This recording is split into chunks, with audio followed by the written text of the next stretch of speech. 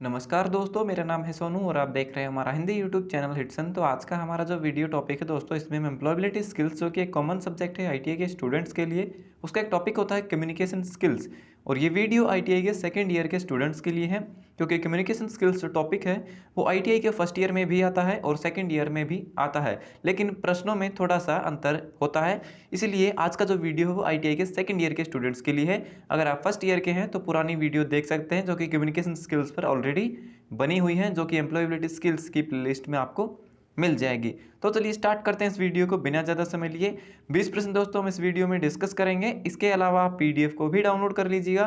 PDF का link आपको video के डिस्क्रिप्शन में मिलेगा, वहाँ से आप उसे डाउनलोड कर सकते हैं। तो चलिए स्टार्ट करते हैं। तो सबसे पहला प्रश्न है, how can we decide somebody's personality with this. हम किसी दूसरे व्यक्ति की पर्सनैलिटी के बारे में कैसे जान सकते हैं?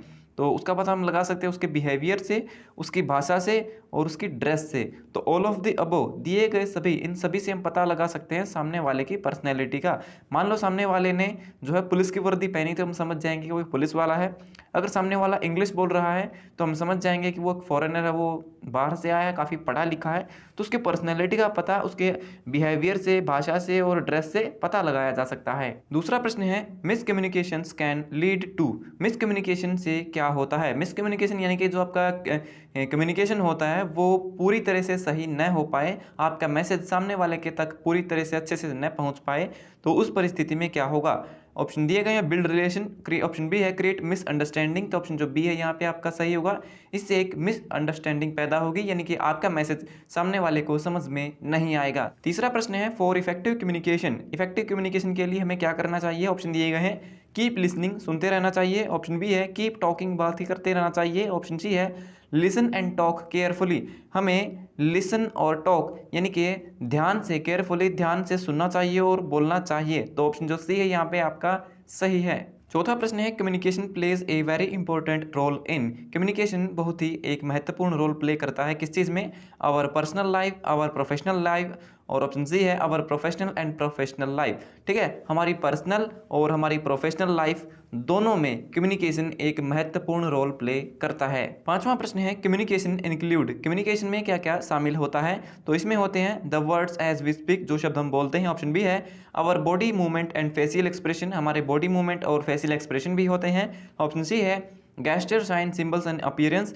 गेस्चर यानी कि हम कैसे खड़े होते हैं, किस प्रकार के सिंबल सामने वाले को दे रहे हैं, कैसे इशारे कर रहे हैं, ये सब चीज़ें हमारे कम्युनिकेशन में शामिल होती हैं। तो ऑल ऑफ द अबव दिए गए सभी, ये सभी चीज़ें आती हैं। तो ऑप्शन डी आपका सही है। छठा प्रश्न है, in social media we use dash to convey our feelings and emotions. Social media के अंदर हम हमारी फीलिंग्स को बताने के लिए किसका यूज़ करते हैं? तो व्हाट्सएप पर आप किसका यूज़ करते हो जब आप अपनी फीलिंग्स बताते हो सामने वाले को?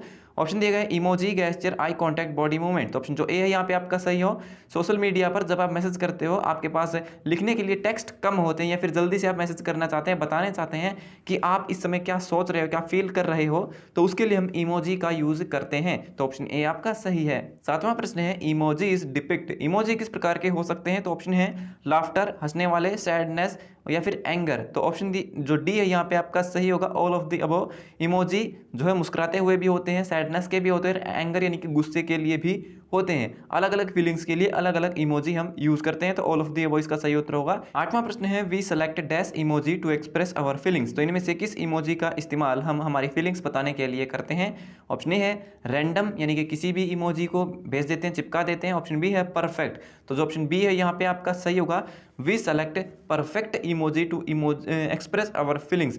हम हमारी फीलिंग्स को बताने के लिए परफेक्ट यानी कि बिल्कुल सही इमोजी का चुनाव करते हैं। हम हैप्पी हैं, खुश हैं, तो एक हैप्पी मुस्कुराता हुआ इमोजी भेजेंगे। अगर हम गुस्से में हैं तो एक एंग्री यानी कि गुस्से स्वभाव वाला एक इमोजी भेजेंगे। ठीक है, रैंडम का मतलब ऐसे ही कुछ भी भेज दिया। और ऑप्शन सी है ओड यानी कि विपरीत। मान लीजिए आप हैप्पी है तो उस परिस्थिति में आप गुस्से वाला, एंगर वाला नहीं भेजेंगे। अगर आप गुस्से में हैं तो आप हैप्पी वाला इमोजी नहीं भेजेंगे। नवा प्रश्न है, वी यूज इमोजीज व्हेन। हम इमोजी कब इस्तेमाल करते हैं? तो ऑप्शन ए है वी आर बोर, जब हम बोर होते हैं। ऑप्शन बी है words are not enough to express our feelings. हमारी फीलिंग्स बताने के लिए जब हमारे पास वर्ड शब्द नहीं होते हैं, यानी कि हमें काफ़ी ज़्यादा लिखना पड़ेगा कि मैं हैप्पी हूँ, ये फील कर रहा हूँ, तो उससे बचने के लिए हम जो है इमोजी भेज देते हैं। ऑप्शन सी है we do not want to think, हमें सोचना नहीं पड़ता है, तो इस प्रश्न का सही उत्तर है ऑप्शन बी।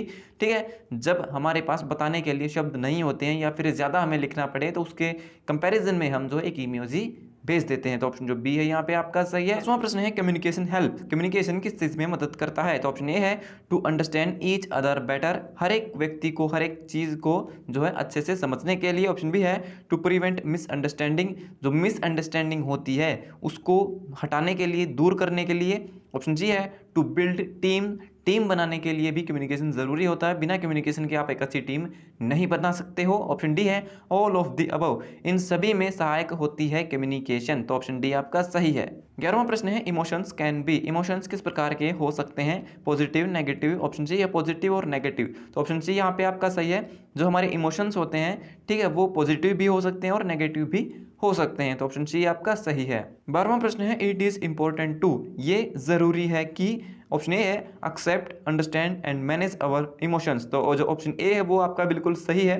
हमें हमारे इमोशंस यानी कि हम जो सोचते हैं, हम हमारा स्वभाव जैसा है उसको हमें एक्सेप्ट करना चाहिए, उसको समझना चाहिए और अपने इमोशंस को मैनेज करना चाहिए, तो ऑप्शन ए आपका सही है। 13वां प्रश्न है a person's ability to understand and manage emotions properly is called, कोई व्यक्ति अपने इमोशंस को अच्छे से समझता है और उनको परिस्थिति के अनुसार मैनेज कर सकता है, तो वो किस प्रकार की क्वालिटी होती है, किस प्रकार की एबिलिटी है, तो ऑप्शन दिए गए हैं intelligence, artificial intelligence. Option C है इमोशनल इंटेलिजेंस, क्योंकि वो अपने इमोशंस को कंट्रोल कर सकता है, ठीक है, उनको समझ सकता है, मैनेज कर सकता है, तो वो एक इमोशनल इंटेलिजेंस है, जो कि ऑप्शन सी आपका सही है। अगला प्रश्न है an emotionally intelligent person will be able to, एक इमोशनली जो इंटेलिजेंट व्यक्ति होता है वो किस चीज को करने में सक्षम होता है। ऑप्शन दिए गए हैं manage their emotions, manage the emotions of other.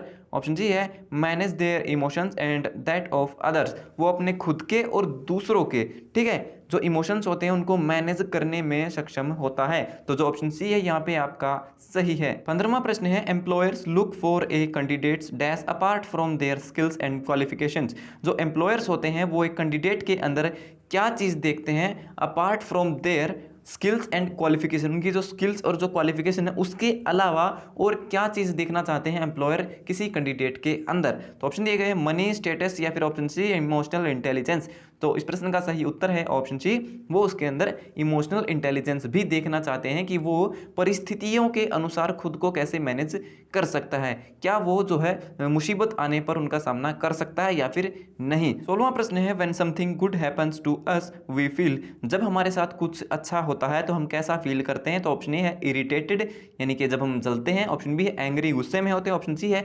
Negative emotions like anger, नहीं। ऑप्शन डी है पॉजिटिव इमोशन लाइक हैप्पीनेस, तो हम हमारे अंदर जो पॉजिटिव इमोशंस होते हैं जैसे कि हैप्पीनेस यानी कि खुशी, जब हम खुश होते हैं तो हमारे अंदर फीलिंग भी खुशी वाली ही आएगी, तो ऑप्शन डी आपका सही है। 17वां प्रश्न है the first step to manage emotions is to, हमारे इमोशंस को मैनेज करने का सबसे पहला जो स्टेप है वो क्या है। ऑप्शन ए है accept and understand emotions. Option B है एक्सप्रेस इमोशन। ऑप्शन सी है मैनेज इमोशंस, तो जो ऑप्शन ए यहाँ पे आपका बिल्कुल सही है। सबसे पहले हमें समझना होगा कि हमारा व्यवहार कैसा है, हम गुस्से में हैं तो हमें उसको एक्सेप्ट करना होगा कि हम गुस्से में हैं, इससे सामने वाले को प्रॉब्लम हो रही है, तो हमें अपने गुस्से को अंडरस्टैंड, उसको समझना होगा और फिर से मैनेज करना होगा, तो ऑप्शन ए आपका सही है। 18वां प्रश्न है नेगेटिव इमोशंस इंक्लूड, जो नेगेटिव इमोशंस होते हैं उसमें कौन कौन सी चीज़ें शामिल है, एंगर, स्ट्रेस और सैडनेस। ऑप्शन जो डी है यहाँ पे आपका सही है, ऑल ऑफ द अबव, ठीक है। नेगेटिव इमोशन यानी कि जो बुरे इमोशंस होते हैं, ठीक है, वो कौन कौन से, जैसे हमको गुस्सा आता है, हमें टेंशन रहती है या फिर हम उदास रहते हैं, तो ये नेगेटिव बातें हैं, negative emotions and negative feelings हैं, तो ऑप्शन डी आपका सही है। 19वां प्रश्न है if we do not learn how to control dash it can spoil relationships, अगर हम नहीं जानते हैं कि हम कैसे कंट्रोल करें तो ये हमारे रिश्तों को खराब कर सकता है, तो ऑप्शन दिए गए हैं लॉफ्टर, पीपल, अदर, एंगर, तो ऑप्शन जो डी है यहाँ पे आपका सही है। अगर हम नहीं जानते हैं कि हम अपने गुस्से को कैसे कंट्रोल करें तो ये हमारे रिश्ते खराब कर सकता है। 20वां प्रश्न है some ways to control anger include, अपने गुस्से को कंट्रोल करने के कौन कौन से तरीके हैं, तो ऑप्शन दिए गए हैं टॉकिंग टू समवन, किसी से बात करो। ऑप्शन बी है राइट डाउन योर फीलिंग्स, अपनी फीलिंग्स को एक डायरी में लिख दीजिए। ऑप्शन सी है डू अ फिजिकल एक्टिविटी और मेडिटेट। कोई फिजिकल एक्टिविटी जैसे एक्सरसाइज कीजिए या फिर मेडिटेशन कीजिए, या फिर option D all of the above दिए गए सभी। जी हाँ दोस्तों, ऑप्शन डी यहाँ पे आपका सही होगा। इन सभी तरीकों का इस्तेमाल करके हम अपने गुस्से को कंट्रोल कर सकते हैं। तो दोस्तों ये हो गए हमारे आज के सभी प्रश्न कंप्लीट। सो वीडियो देखने के लिए धन्यवाद। अगर आपका कोई सवाल है तो आप कमेंट बॉक्स में लिख करके पूछ सकते हो। तो मिलते हैं हमारी अगली वीडियो में, तब तक के लिए नमस्कार।